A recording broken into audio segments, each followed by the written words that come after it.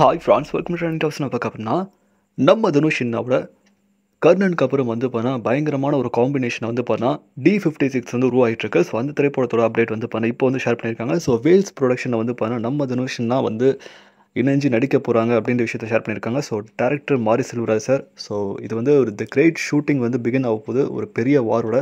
So அதில் poster release பண்ணியிருப்பாங்க. அந்த போஸ்டர் பார்த்தோன்னே என்னடா போஸ்டர் இது இவ்வளோ ஃபயராக இருக்குது, ஒரு எலும்பு கூடு மண்டை ஓட்டெலாம் காட்டுறீங்க. ஸ்டார்டிங்கில் வந்து ப்ரொடக்ஷன் 15 ஒன்று காட்டியிருப்பாங்க, ஒண்டர் பாஸ் ப்ரொடக்ஷன் உருவாகிட்டு இருக்குன்னு. ஸோ அதை கேன்சல் பண்ணிட்டு இப்போ வந்து நாங்கள் வேல்ஸ் ப்ரொடக்ஷனே பண்ணுறோம் அப்படின்ற மாதிரி வந்து பண்ணால் டிசைட் பண்ணியிருக்காங்க. ஸோ பார்க்கவே வந்து பார்த்தா ஃபயராக இருக்காப்புல அந்த மண்டை ஓடோட அந்த ஸ்வாட்லாம் வந்து பார்த்தா சுருகி படம் எப்படி எடுக்க போகுது, ராவாக எடுக்க போகிறாங்களா, என்ன படம் அப்படின்ற மாதிரி ஒரு கன்ஃபியூஷனில் பயங்கர எக்ஸைட்டிங்கில் இருக்குது.